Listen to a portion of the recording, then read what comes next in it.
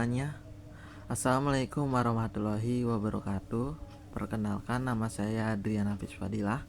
Saya dari Fakultas Psikologi.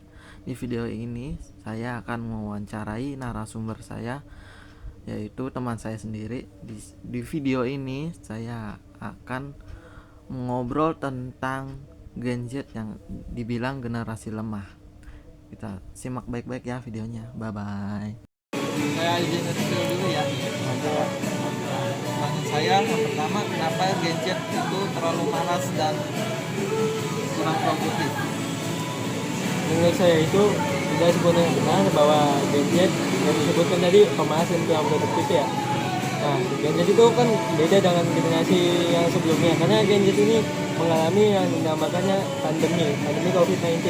Nah, pandemi COVID-19 ini yang membuat Gen Z ini memiliki pola pikir yang berbeda karena pandemi tadi itu Gen Z jadi ingin cara yang lebih instan gitu. Mereka bukan berarti malas, Gen Z itu jadi dia lebih ingin mendapatkan sesuatu dengan lebih cepat saja. Menurut saya seperti itu. Ngomong-ngomong tentang pandemi nih, kan Gen Z disebut baperan tuh. Kenapa Gen Z disebut baperan? Kalau baperan sih saya kurang setuju ya, bukan baperan tapi Gen Z itu lebih untuk menyuarakan isi hatinya. Karena kan sering tuh kan kalau Gen Z itu kita kan gitu harus bisa ini harus bisa itu. Nanti kalau misalnya Gen Z ngomong balik, lu segini doang nggak bisa, lu lembek gitu, itu bukan nanti Gen Z itu lembek baperan, tapi Gen Z itu hanya menyuarakan isi hati mereka sendiri. Kalau menurut saya sih seperti itu. Terus selanjutnya, apakah Gen Z itu kecanduan dengan teknologi? Karena ada namanya AI itu. Kalau kecanduan teknologi sih menurut saya sih ada benarnya, karena Gen Z ini sekarang kan yang saya tadi bilang lebih suka cari instan.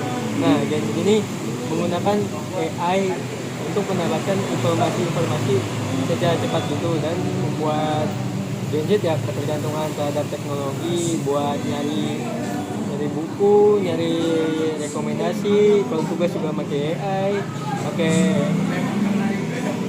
buat kayak bikin pertanyaan buat kayak gitulah. Jadi ya benar juga Gen Z itu ketergantungan teknologi.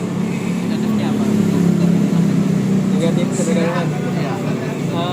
Negatifnya Gen Z menjadi malas, yang tadi saya sebutkan ketergantungan AI, jadi malas berpikir lah, membuat pertanyaan sendiri, ini buat dirinya sendiri, asal fokus saja.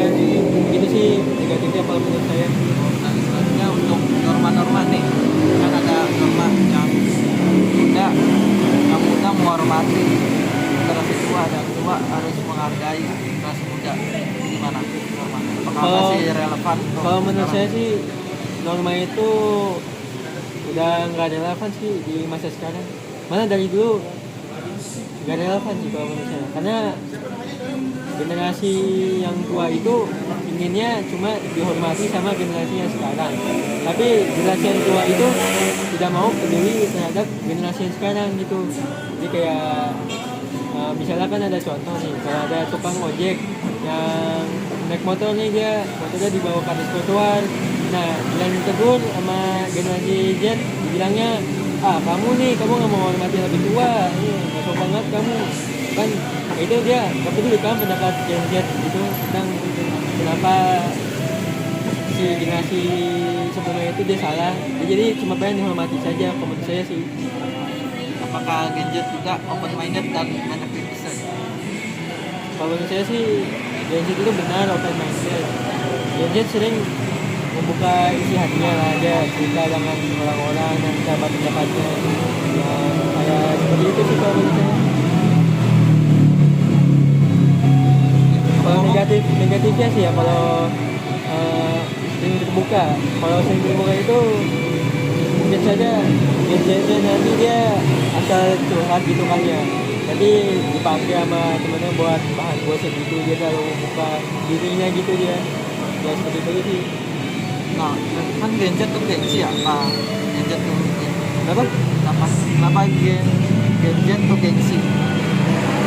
Gen Z itu gengsi, kalau menurut saya sih karena ini sih standar TikTok sekarang kan ya, tahu kan, kalau misalnya pasangan lu nggak tingginya segini lah, gajinya nggak segini, kalau kayak gitulah. Jadi Gen Z itu gengsi karena mengikuti tradisi yang sudah ini kan, kayak kan populer banget kan tuh TikTok.